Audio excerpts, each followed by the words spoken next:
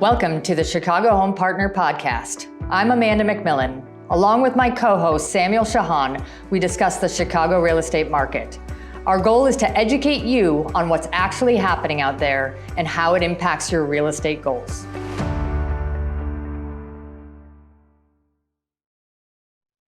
Episode 5, we're here. We're at it again. We are. So how is your January kicking in?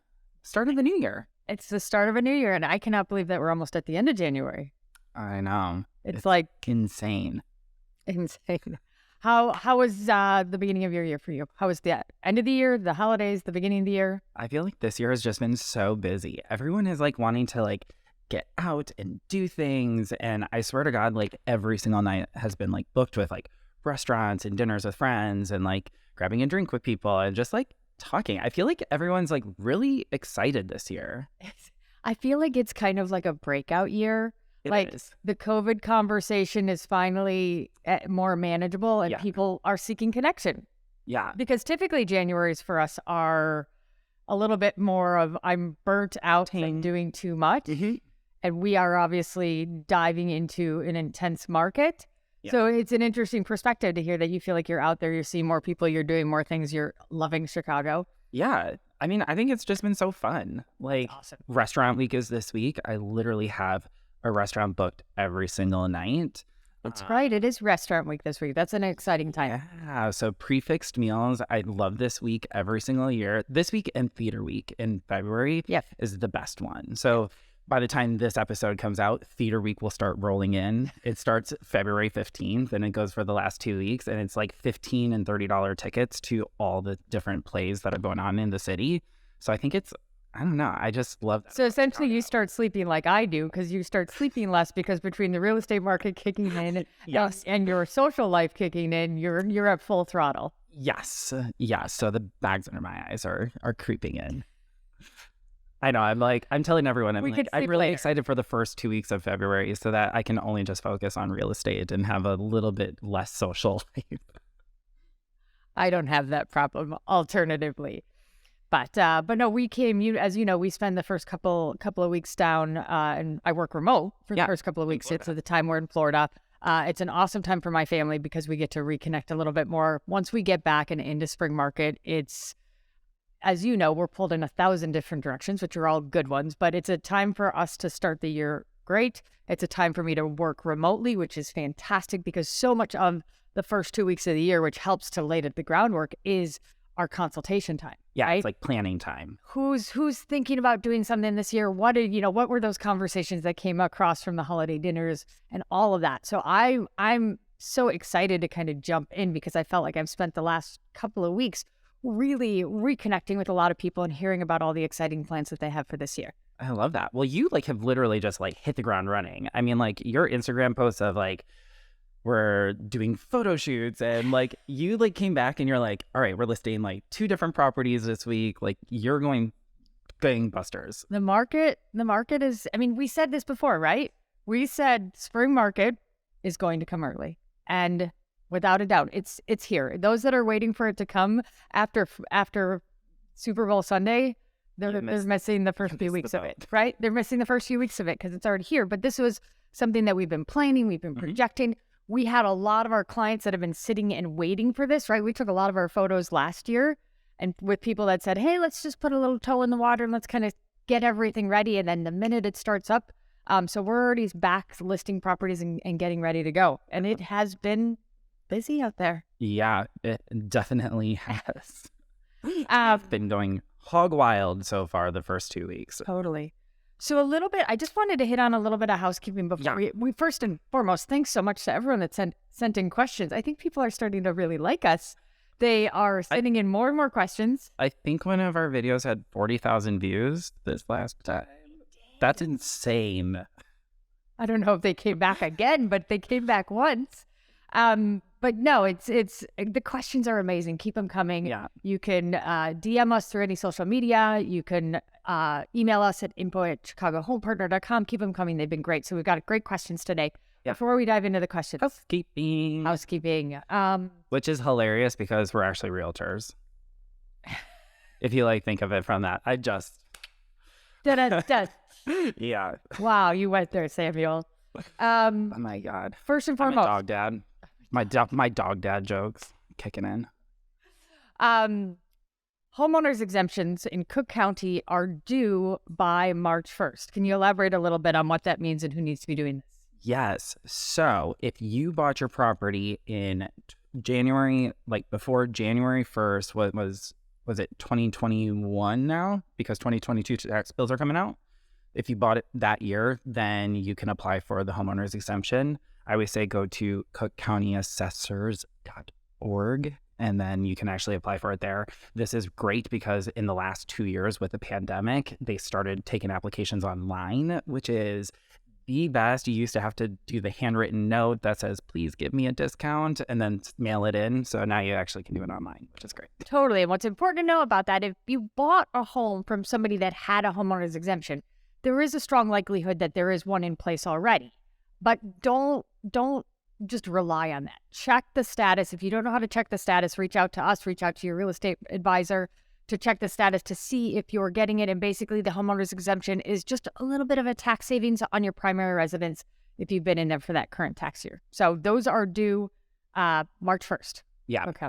Yeah, and I think the website actually said that it averages out to be like a $932 savings on an annual basis, average. I was going to say, yeah, it depends on a price point and a lot of other things, but it's money in your pocket. Yeah, totally. So we love saving people money. I feel like the biggest thing that we always do, especially like when we go to sell people's property, we look at their past tax bills, and I would say like 40% of our people like don't actually even apply for it. So we have to tell them to go back and do the certificate of errors and at least get some money back. Yeah, so if you do find out that you haven't essentially done it previously, there is a way to do a little bit more paperwork to go back up to 3 years and get a little bit extra money back. And who doesn't like extra money? Like a tax refund in February.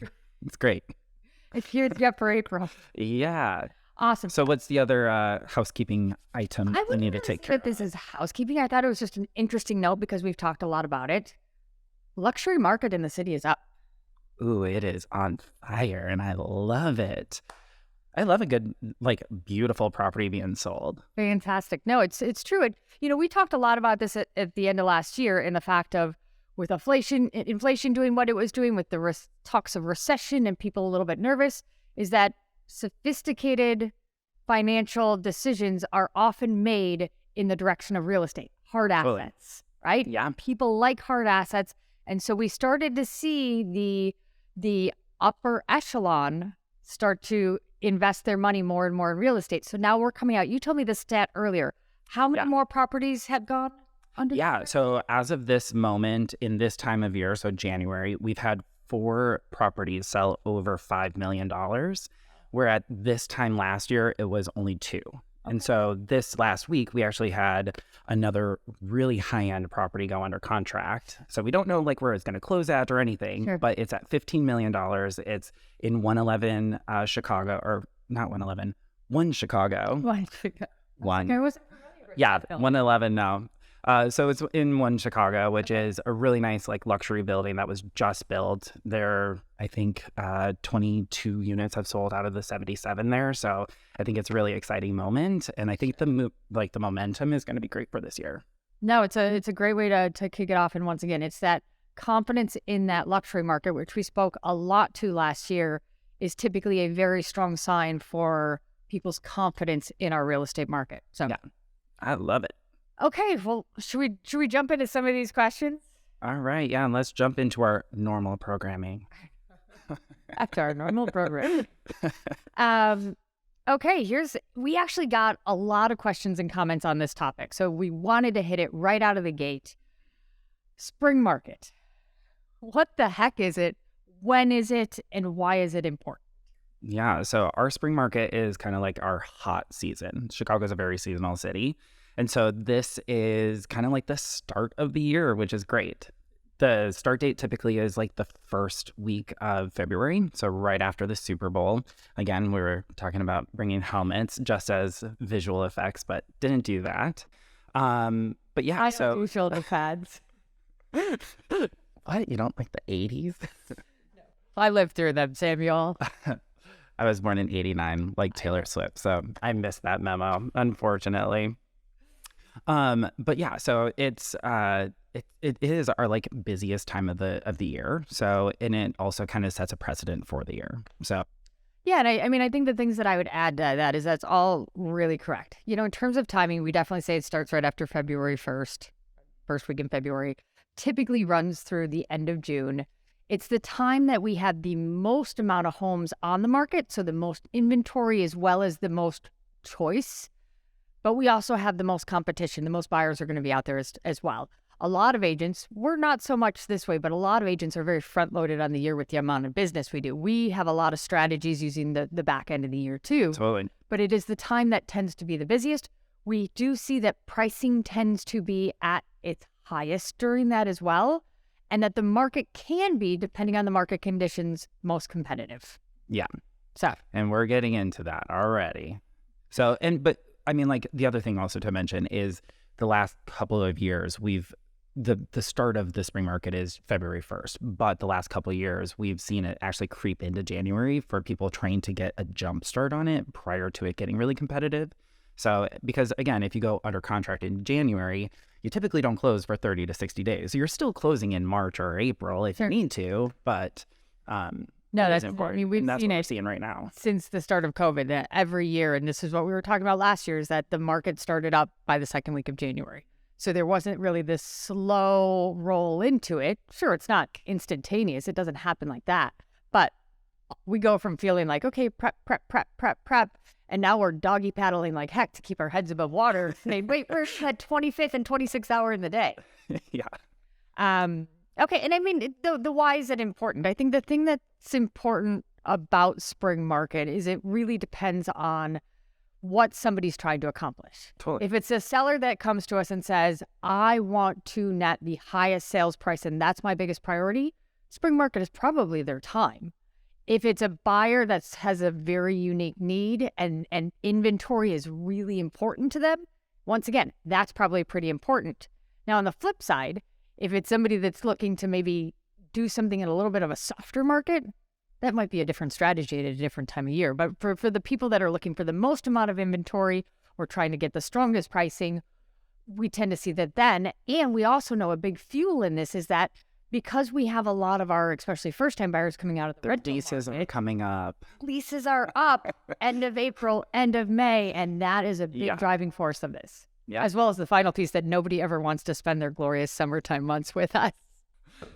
Yeah, I think festival season comes in and they're like, I just don't want to. I need to like, right now it's great because again, February and March, it's crappy outside and nobody wants to be outside. So you're online on your computer and that's like, I mean, people are online shopping, so they're shopping for houses. As we say, it's our spring market, but it certainly doesn't feel like spring. Yeah, exactly. Okay. All right, the next one. Ooh, I love this. So you've both previously mentioned that you have business coaches. Why and is it helpful? Wow, that's a great question. I'm going to even go farther than that. I am a person that has a lot of coaches and trainers in my life. We've all been athletes, so like we know. Yeah, exactly. It's everything. It's true. I grew up in a sports household, right? I grew up playing sports. I think most people know I still to this day am a very competitive horseback rider, equestrian, and I have coaches in all aspects of my life, whether it's my personal, my business, my horses, whatever it is. I have found that by aligning myself with other people, especially people that have an extreme amount of expertise in certain things, it really helps me to perform better. As I always say, I don't believe in perfection. I don't believe in being the best. I have no desire to be that. But what I really try to do every day when I wake up, I want to become the best version of myself. Yeah. I want to be able to constantly feel like I am moving forward. I sometimes say, I want to go forward, never straight. Forward sometimes has a lot of curveballs and a lot of loops, but by having a coach, it really helps me in a lot of different aspects. Obviously, there's some accountability, though most people will know I'm an incredibly accountable person. So it's not just that for me. For me, it's having somebody come in from a third party perspective, look at it with a very different eye set than I do. Most of the coaches that I work best with are not wired like me. Most of them come from a little bit of a different aspect, so they can say, hey, did you think about it like that? And I'm going to go, huh, no, I did not. But that's an interesting perspective. Yeah. So they allow me to really open up my mindset. And obviously that's a huge advantage in business, right? Because it shows me things that I'm not going to think out in my own, but it's also true in my life, in my relationships, in everything. I'm a huge advocate of it, of aligning yourself with people to help you find that best version of yourself. Yeah, no, I totally agree with that. Well, we actually met through our business coach. That's how we partnered up 2 years ago, which was once upon a time, which was really great. And honestly, having a coach, they were able to see where our strengths and weaknesses were, and we're able to be like, hey, I think you guys would complement each other very well. So having that external third-party person to kind of do that is great. But I just think, we've been in coaching forever, but I just think you want to do better for your clients, and I think they deserve a better experience. And especially since 87% of realtors don't make it past their 5 years, we want to run this like a business, and we also want to make sure that we're being consistent as best as possible. And so a lot of that is better systems for our clients and working through a lot of that stuff. No, I think that also aligns a lot with you and I share some very similar values when it comes to education. Yeah. Right? Coaching and education, in my mind, go hand in hand, because it's one thing for us to say, hey, we've gotten to a point where we're at in our careers where we know so much business is going to come. We know we do it well, and we could just kind of sit here and coast. We could be idle. We could be. It shared me. Idle. No, we could. Absolutely. We could be idle and we could have a successful career moving forward. But both of us are so wired to want to be better, to do it better for our clients, for the people in our lives, right? As I always say, I want to, at the end of the day, be able to kind of go to bed at the end of the day and say, hey, you know what? I put my best effort forth. Yeah. I made some mistakes. I'm going to improve on them tomorrow and keep going. Yeah. Is it interesting? It does. And the other thing that we like about it is just the networking with other real estate agents, even around the country, because our clients move in and out of the city. And so we get to network with the best real estate agents in the country that have a very similar mindset that we do.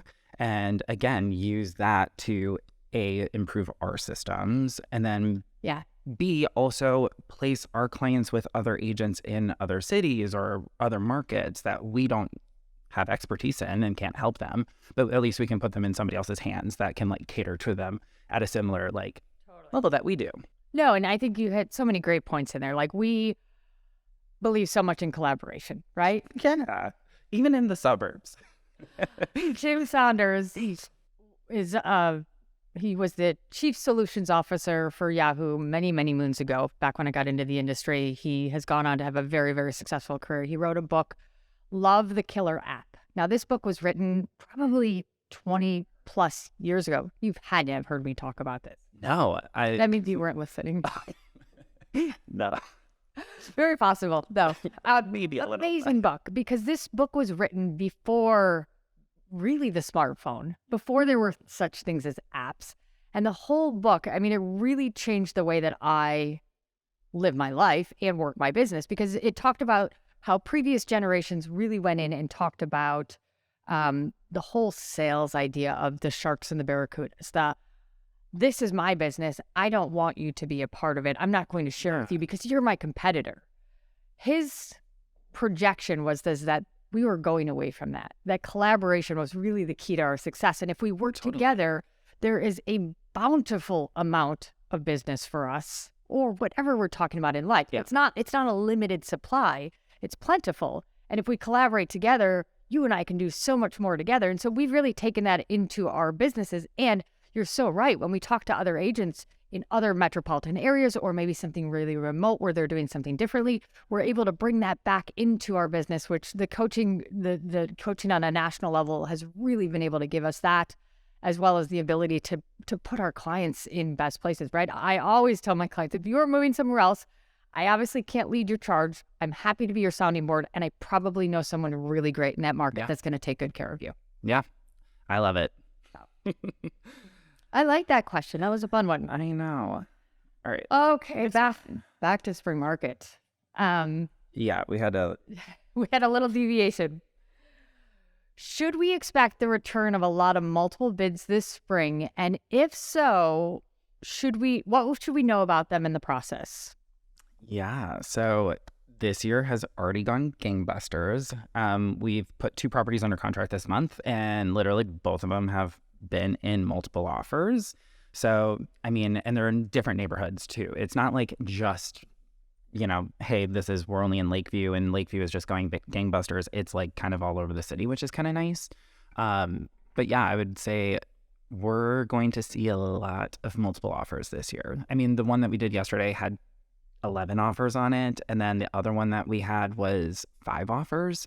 So I mean that's a lot of people, and our open houses have been really busy as well. Like you're seeing like 15, 20 people through open houses. Yeah. So I think it's going to start. Yeah, no, I mean, I think we talked a lot about it, is that inventory is still going to be an issue this year, right? We know that it's going to be an issue for a little bit. And if we don't have as many homes, then it naturally provides more the competition for more competition. We also know that our Q4 was very quiet on a lot of our markets. And so that means that not that people didn't want to buy and sell there, they were just a little hesitant because of what was going on in the world. So those people that are finding more confidence in the market now are kind of stockpiling into here. So our demand is going up. Our inventory is still down. We know that that's going to be an issue. That is the breeding grounds to have that. Now, I tend to think that this time of year can be a little bit busier because, right, we're still waiting for some of our inventory to hit in that. So I agree. And maybe this is just a hope. I don't think it's going to be quite as competitive as last year. I think we will balance out a little bit in it. But I do think that to go into this market saying we're not going to see any, I think that's got blinders on, and that's going to act for a lot of disappointment. I think what's important to understand about the process, kind of shifting gears a little bit, there's a few different ways for people to handle multiple bids. I would say most often what we tend to see is most sellers will give every buyer an opportunity to put their best foot forward. There are some deviations of that. Some will just negotiate with some. If they get a really, really outstanding offer, they may just go move forward with that. They may use one against another, but most people will say, hey, put your best foot forward. Best and final by a certain time frame. Yeah. And it's a hard process to be a buyer in. I feel like so typically when they do best and final, it's kind of quick. And so we're having to make quick decisions, which sometimes is a little bit difficult. Pressure. It's pressure. And so it puts a little bit of a strain on people. I think the one thing about multiple offers that we do have to talk about is if it's in a multiple offer now, there probably means that there's a lot of compelling items in that house. And so similar when to go sell it, we say, hey, those compelling items are still going to be there. Because a lot of people want to shy away from a multiple offer situation because they don't want it to be competitive. We have never, I'm going to speak for you in this. You and I haven't had this conversation, but I'm going to speak on your behalf. No client has ever come to us and said, I'd like to get into a multiple bid. Totally. Ever.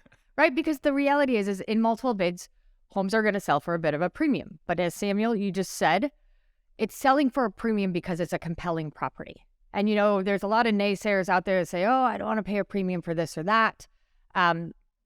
People sometimes lose sight of their objectives, right? Some people don't have the luxury of time. And so, I have clients that come to me all the time and they say, oh, well, it's a little competitive now.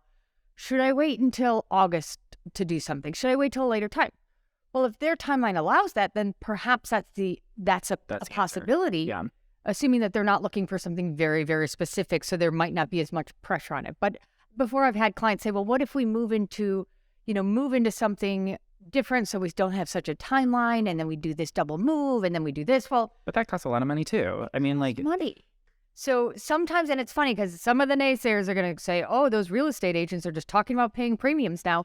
Sometimes paying a premium in a 30-year mortgage, which tends to not be that much of a difference, is a better decision than accumulating a whole lot of costs by doing temp housing and a lot of additional moves. Yeah. So it's obviously, and the other thing I think that's really important for people to know, the best price doesn't always win the home. No, we've won a lot of multiple offers, just not even being the best price. That word we come back to all the time, strategy. Yeah. So what are a couple of the strategies that we can use for multiple offers? Absolutely. What are some of our back pocket things? Our back pocket things. We won't tell all of our secrets. collaboration. I'm fair. If somebody wants to use them, I'm fine. Yeah. I mean, realistically, I'd say one of the ones that we have a lot of success with is the whole idea of a rent back.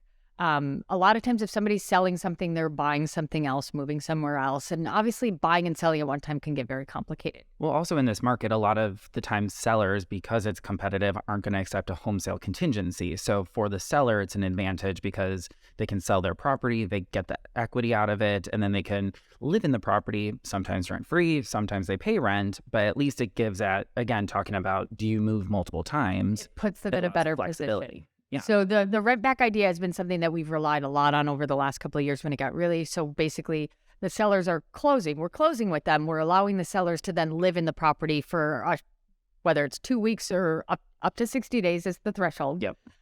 Sometimes that's for a determined rent. Sometimes to make an offer more compelling, that is rent-free. To do that, that's one of the things that we've had a tremendous amount of success with. Now, obviously, there's some other ones. Do you want to chime in on that? Sure. So one of the ones that we do pretty frequently is as is.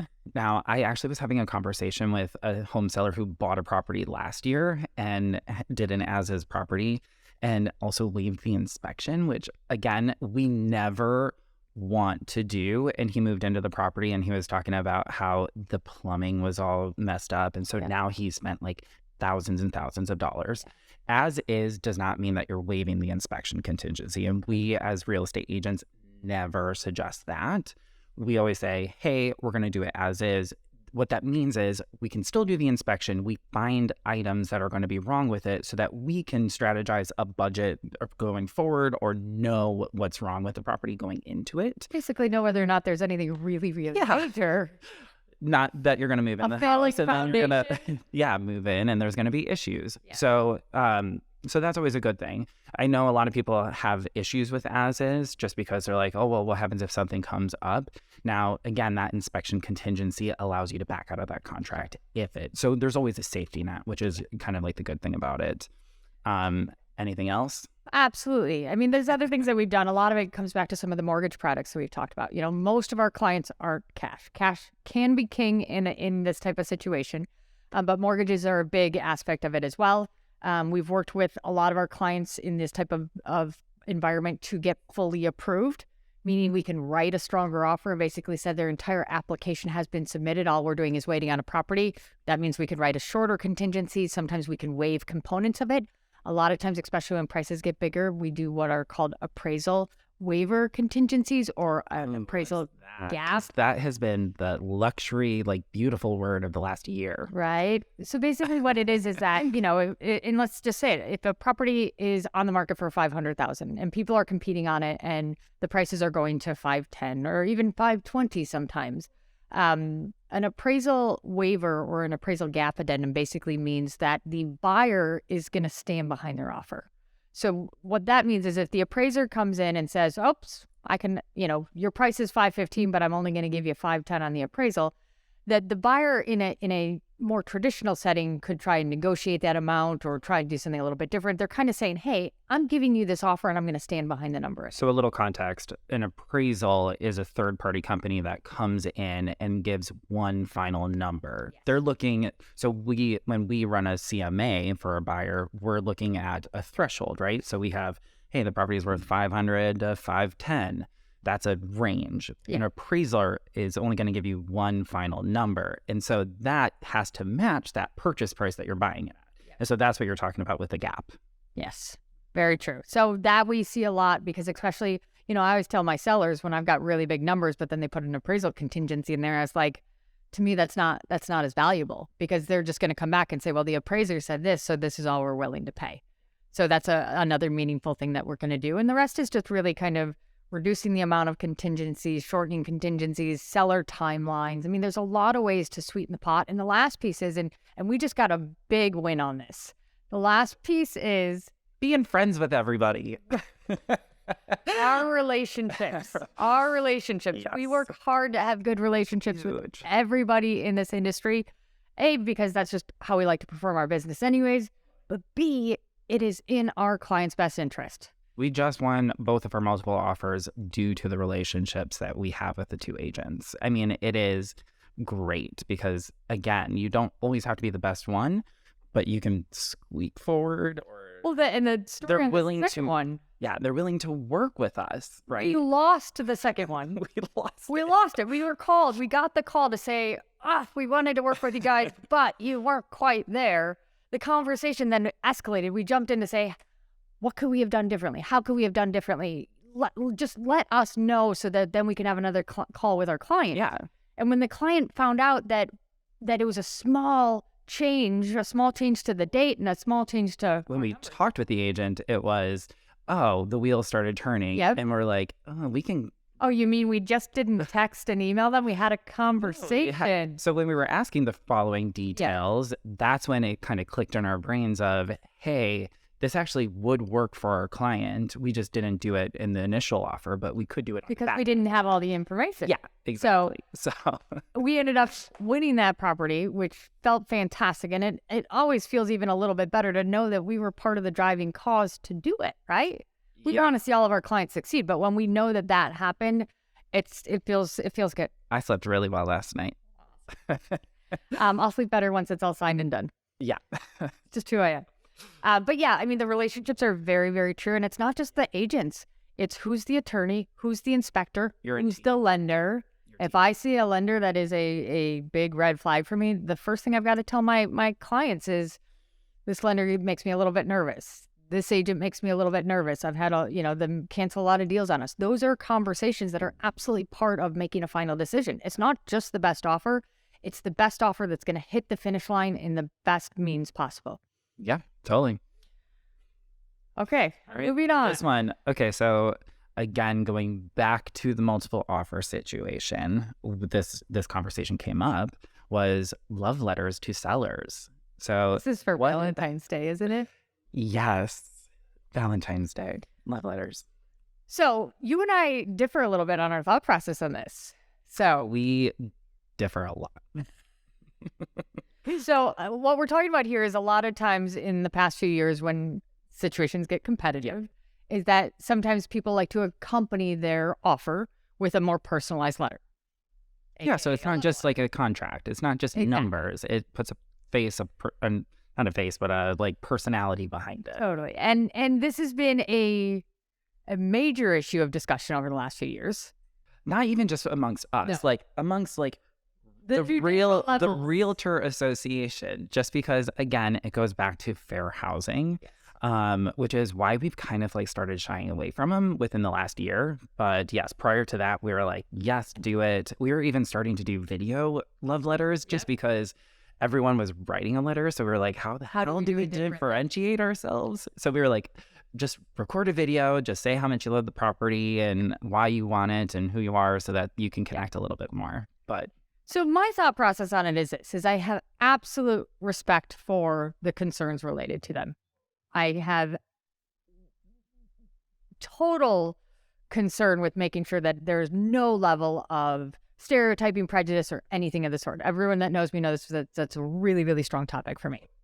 That being said, a contract and a piece of paper is very cold. And part of this process, as we've said, it's not necessarily about making us like that person better. But as an agent, part of it is understanding their commitment to the property. This is a market. These competitive markets is when people are very, very quick to write offers and flighty, very quick to cancel them. Yes. Right? Again, going to the finish line. As I say to my sellers, if the market goes in the direction that we're expecting it to, it's going to be relatively easy for me to sell your home. The hardest part of my job is going to be able to pick from the 1, 2, 3, 10 offers that we have to pick the person and the team that is committed to doing what they're doing and committed to seeing us through the end, right? Because selling a second time is very difficult and very hard. So for me, those love letters, if done appropriately on a seller side, can give me a little bit more insight to give the best advice. Now, from a buyer's perspective, I think that there's a way to tiptoe around some of the ugly aspects of it. The fair housing issues. Housing, right? So don't bring up your race. Don't bring up like anything like that. Correct. But I think so for example, we had one that we just did. And the important part for me and her presenting is that it's in a little bit of an unknown neighborhood. She was like, I'm a pillar of this neighborhood. She is a pillar of the neighborhood. She works at the public school district in the neighborhood. It's not the most glamorous of public school districts. She thrives for that neighborhood, and it's a neighborhood that not a lot of properties come up in. So I thought it was important for the seller to just kind of understand that this is somebody that is committed to that property, because she is a teacher. Committed to the neighborhood, committed to the community. Because that commitment, when you're looking through 11 offers going, who's the flaky one, who's the not flaky one, to me that's going to show it. And that, I mean, well, it didn't work the first time. Didn't work the first time, but it worked. It worked the second time. So that's why I think from a seller side, I like taking them. I typically will show them to the seller after we've made decisions on all the offers. So got you. I'll say, let's look at all the offers. Let's look at everything. This is the make some decisions, and I'll say, here's these that you can read after that. So they're not part of the decision making process. That's actually a really great way to do it, because I don't think we like laminate it to the front page of the contract, like with us. So the seller has to read it. Yeah. No, I typically will keep that to a secondary phase of the decision making, so that they understand it and they're really looking and making the decision off of the offer from a financial standpoint, and then adding the personal and that's the support for certain. It's awesome. All right. Next one. Okay. February is always our shortest, however, our longest winter month. I disagree. I think it's March. Well, this person doesn't agree with me. I completely, it's totally different, thought processes. But any tips on how to survive winters in Chicago outside of leaving for Florida for 2 weeks in January? Well, it's funny for me, because February is my hardest month. February is the month for me. I shouldn't say hardest. It's the month that I just feel like I need to get through. And so I guess luckily it's less days. It's the month that I think in March is still a tough month, weather-wise, of course, but there's a glimmer of hope, right? We'll have that 50-degree day. We'll have that. Just like that one random day. Totally. And it's like, oh, we're on the backside. Like we're on the back nine of the golf course. Tips in terms of surviving for winter. This is a multitude of different questions at once. I'm literally going to say wear 5 layers of long underwear. So whether or not people that know me best know that I am the spokesperson of being warm. High-end, good quality long underwear under my skirts, under my suits. Every time you see me, if it's under 50 degrees, I have some layer of long underwear on. You break them out in like October. I do. I don't do cold. So for me, when I look to how do I get through the winter months, it's a couple different things. I absolutely think, and maybe it's not 2 weeks, I think that if you can get out of town for the smallest little tidbit, it breaks it up. Right? Just even a weekend away, somewhere warm, somewhere you get some vitamin D. The gray is always what gets me the most. So something like that. I also, for me, it's really about kind of looking to project and get ahead in the year. A lot of planning. So a lot of my January and February is obviously jam-packed with real estate, but when it's looking at more personal stuff, I want to plan stuff. I want to say from simple housekeeping type things, right? Spring cleaning is a huge thing for me. Like start throwing out all the kids' toys and moving things around and trying to refocus on some of the stuff that over the holiday season got neglected. So I think it's about trying to put together some really good to-do lists on all levels, personal, professional, reaching out to people that I haven't connected with as much, kind of using that time to almost distract you from the fact that it's not a time that we can just be outside as much. But I also think getting into some sunshine, or go the other way, embrace it.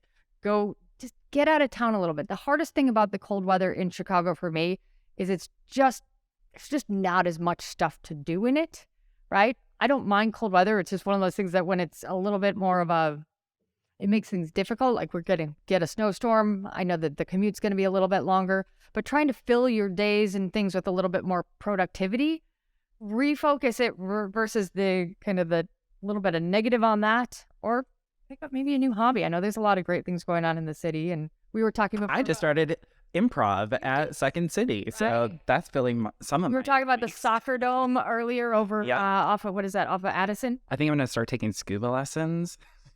There's a place over on Western and California and Addison, I think, that is similar to the soccer dome. But I think I'm going to take that because when I go to the Canary Islands in May, I want to go scuba. No, there's a lot of things to do. So what are the things that you do to kind of get through the winter months? Yeah, so I'm Binge White Lotus. No, not binge White Lotus.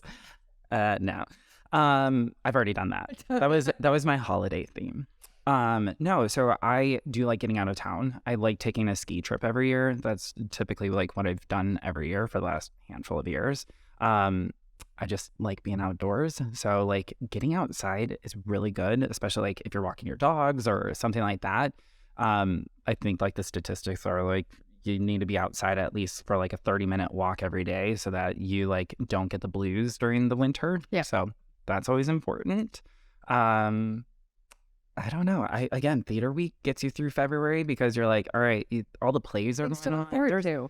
Yeah, so there's a lot to do in the city of Chicago, especially even during the winter, that I don't think, like in the summer, yes, we have the festivals and all of that stuff. But, I mean, we have restaurant. You just have to look a little bit harder for it. Yeah, you have restaurant week. You have, like, you're doing more indoor stuff. So you're, like, going to comedy shows. You're going to theater. You're going to restaurants and bars. And you're, like, still trying to socialize as much as possible, I think. Well, and I think kind of a great reminder on this is, right, we're coming off of a few really funky years. Yeah. And now we're at the point to remember that we've got this great city at our disposal, regardless of the time of year. Yeah, we love Chicago. Love Chicago.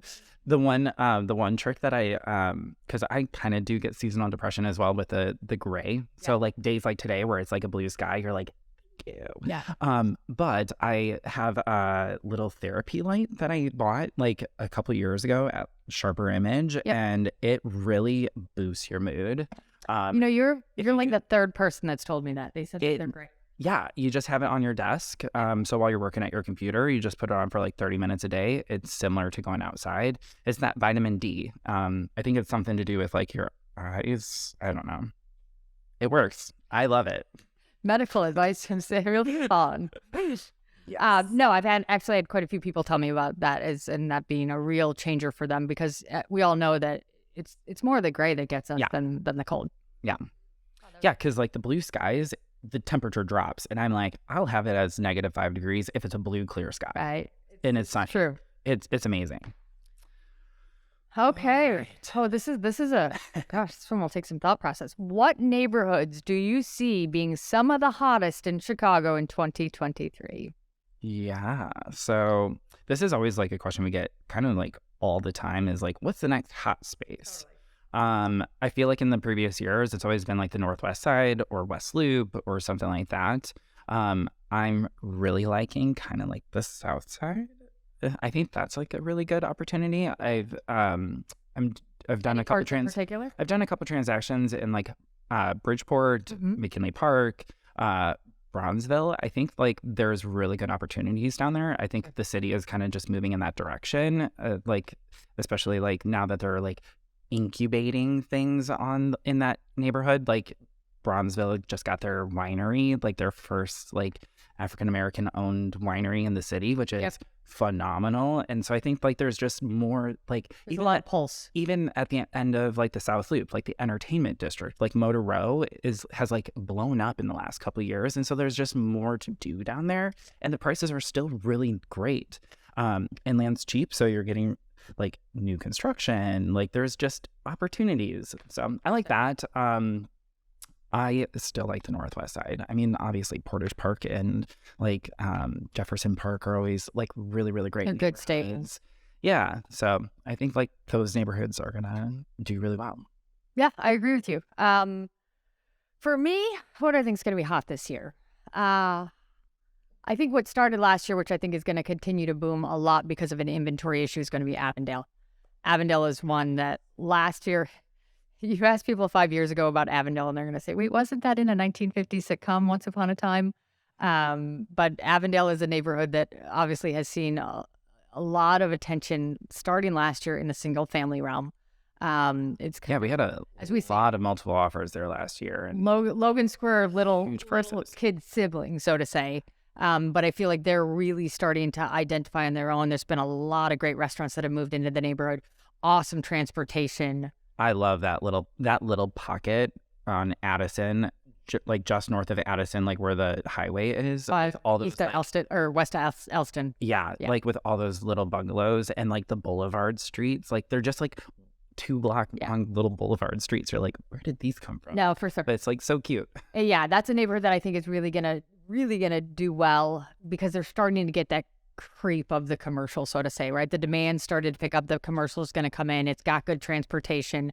It's got a lot of things going for it from that perspective. I think kind of even looking up to Irving Park is a neighborhood that I actually think is going to continue to grow. Old Irving has obviously always been very, very popular. A little bit east of that has done well over the years, but I've never felt like it's got really its pulse. Part of that was based on kind of the transportation could be a little bit more difficult from there, but that's a neighborhood that I think that is going to do well. I think this could be a big year for Humboldt Park. That's a neighborhood that I feel like it takes 2 steps forward and then takes a step back. Yeah. But I think this year really East Side, I think, will continue to thrive and could do really well from that perspective because we just start to see some things really go into it. And then on the North Side, I think Edgewater is going to be interesting. Yeah, I think Edgewater, and I also want to kind of say West Ridge. I think like West Ridge, like just the pricing has kind of like skyrocketed within the last little bit. And I think it's like the last unsettled neighborhood on the North Side. Also, they're putting in that metro station at Peterson. And I think that is going to have just like really great appeal for that neighborhood just because transportation outside of the Red Line, which is on the lake, it allows people to move a little further west. Totally. So, okay, so if you had to just pick one neighborhood out of everything we just had, what is your go-to for your hottest neighborhood of 2023? I'm gonna say Edgewater, West Ridge. I think that's 2. Oh yeah, okay, never mind. Let's say West Ridge. Hot West Ridge. Let's say West Ridge. Okay. Yeah. I get behind that. I'm gonna go with Avondale. I felt like the surface was scratched last year. Yeah. The attention was a little bit drawn, and I think this is its year to really shine. I love that. So. Hot neighborhoods. Is that one of those things that we're going to judge ourselves at the end of this year, too? No. Okay. Well, I think we wrapped that up for today. We got through all of the questions that we were planning on it. Yeah, we did. We made it. We made it through another podcast. We're still friends. Yeah. I think this is going to be a really good year. I'm really, really, really excited about it. No, I think like the recession keeps on coming up, but I feel like even the recession talk is starting to kind of like fall a little bit more. So I think from that standpoint, I think there's going to be some good things that come out of this year. I think just to wrap it up, I think the thing that I'm seeing, and gosh, I sure hope some of our education has been helping people, is I think people are really remembering that real estate is that hard asset and that they're understanding whether it's something that they live in or they invest in or whatever the case may be. It's a necessity and in an unstable environment, right? And if the last 3 years have taught us anything, they've taught us that there is a lot of uncertainty in everything that we do, but that real estate tends to be something that in the Chicagoland market, I wouldn't want to be advising in other markets right now, but in the Chicagoland market, we have a lot of confidence in it just kind of keeping even. And that's something that it's great to be advising in a market where we can really say that. Obviously we've seen a lot of different markets, but it's great to be a part of a market where we can have confidence in what we're doing and know that our consumers, regardless of why they're looking to invest in real estate, are really at a point where it could be beneficial to them. I love that. That was very, very positive. I like to think realistic, but yes, it was very realistic as well. It was very sweet. Chicago is our city. We love it. I would say sweet is usually not the word used to describe me, but until next time, Chicago. Until next time.